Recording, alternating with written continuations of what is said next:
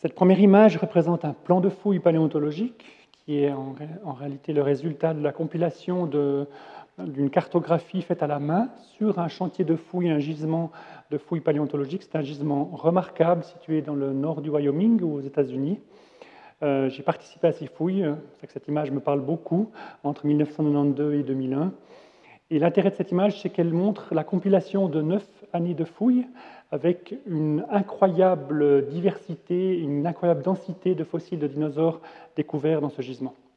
Ce que montre l'image par les différentes couleurs, on a identifié dans un premier temps les différents spécimens appartenant à plusieurs espèces de dinosaures différents.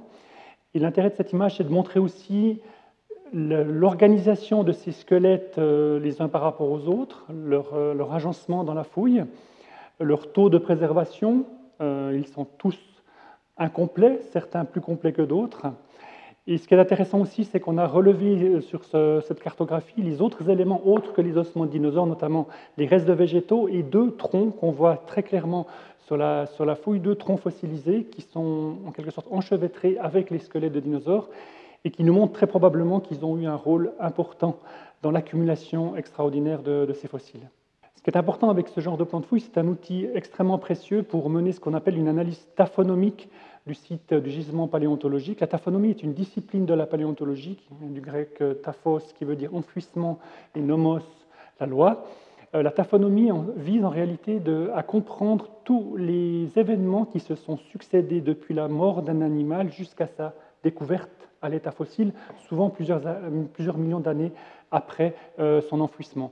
Et c'est absolument prépondérant de comprendre toute cette histoire si l'on veut faire des interprétations biologiques, écologiques, morphologiques sur ces animaux qui ont été forcément transformés depuis leur enfouissement juste après leur mort jusqu'à la découverte dans un gisement fossile.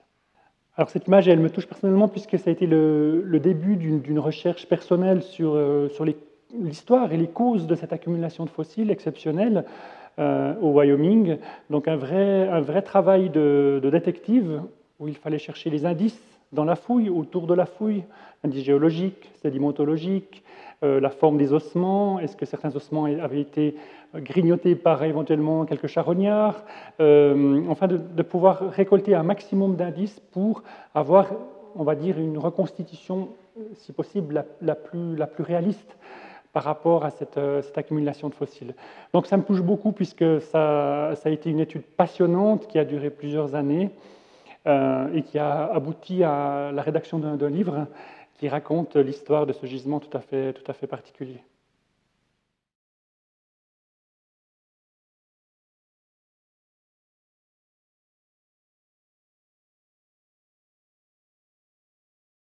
Alors, cette deuxième image est une documentation un peu particulière d'une dalle calcaire mise au jour dans le cadre de la construction de l'autoroute Transjurane dans le canton du Jura, près de Port-Entruy.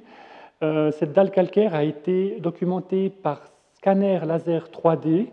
Elle n'est pas anodine, cette dalle calcaire, puisqu'elle comporte quelques structures absolument étonnantes qui sont rattachées à des empreintes de dinosaures. Et cette microtopographie que ce scannage laser a permis de réaliser nous montre assez clairement la structure de ces 4 empreintes successives que l'on voit relativement bien le long de cette piste.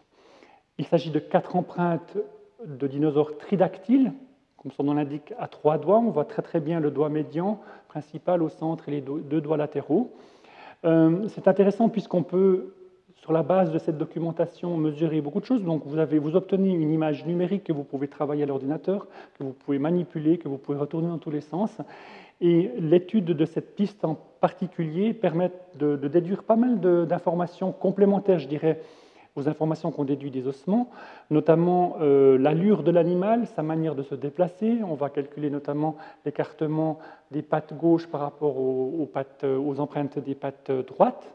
On voit que c'est un animal tridactyle et un animal bipède, puisque nous n'avons que les empreintes des pattes arrière, les pattes avant ne touchaient pas le sol. Donc il s'agit bien d'un grand carnivore.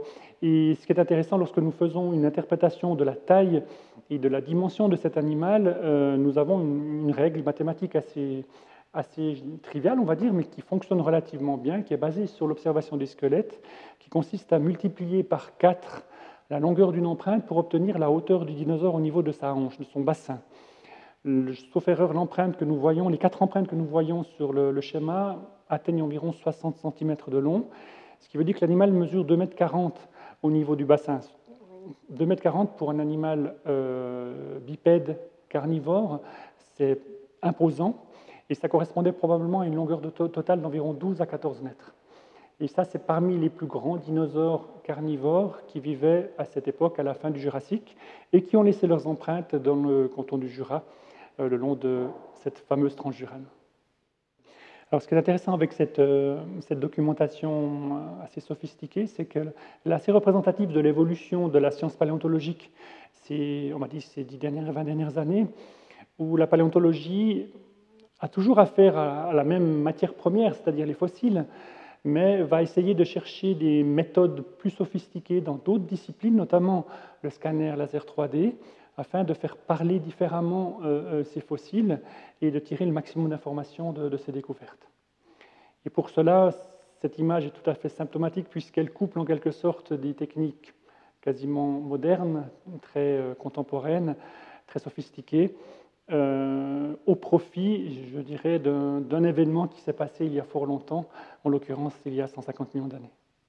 Alors je trouve que ces empreintes et le rendu de ce scannage laser est tout à fait particulier, puisqu'il faut bien imaginer que cette méthode permet de faire ressortir des éléments qui sont peu visibles à l'œil nu sur le terrain. Donc c'est une deuxième révélation en quelque sorte que nous obtenons par ce genre d'image. C'est déjà très très émotionnel de découvrir une empreinte de dinosaure, de pouvoir la toucher et la mesurer. Mais lorsque ce genre de documentation révèle encore d'autres éléments, c'est une deuxième surprise et ça m'a beaucoup touché. Une image, bien sûr, elle doit illustrer un propos, une discussion, une démonstration scientifique. Elle peut aussi parfois aider à comprendre un phénomène un peu compliqué, parfois un peu abstrait. Donc elle a un rôle de communication, en quelque sorte, scientifique, dans le monde scientifique, mais aussi pour le grand public. Je pense qu'une image, en tout cas en paléontologie, peut avoir une importance au niveau de son archive, de l'archive qu'elle représente, puisque ces éléments documentés ont parfois disparu depuis, n'existent plus, et toute nouvelle étude, je dirais, ultérieure pourra se baser sur ces documents tout à fait fiables. Je dirais aussi, pour terminer, ce qu'une image ne devrait pas nous faire oublier, c'est qu'une image reste en quelque sorte une forme d'interprétation, que ce soit à travers l'objectif d'un appareil photo, de la main d'un dessinateur. Il y a un filtre. Et il faut pas oublier qu'en observant une image, il faut garder un esprit critique et un regard critique pour essayer de tirer ce que l'image peut nous apporter de plus, sans oublier ce que l'image ne montre pas. Et je trouve que chaque image scientifique, on doit rester très vigilant, d'autant plus qu'aujourd'hui, avec les nouvelles techniques de représentation, elles sont tellement poussées, elles sont tellement réussies qu'on a des fois l'impression d'avoir affaire à la vraie image, à la réalité, alors qu'il y a toujours ce décalage quand même par rapport à une forme de vérité, on va dire.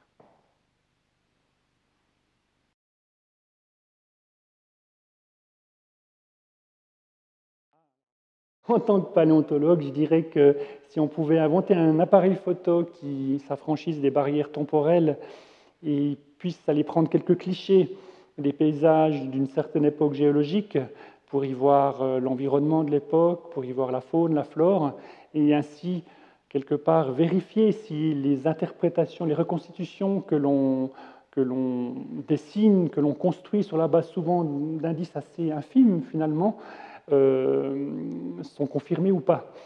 Je sais que c'est bien sûr pas possible, mais c'est un rêve en tout cas d'avoir ces clichés qui permettraient d'entrer un petit peu plus clairement dans ces mondes disparus.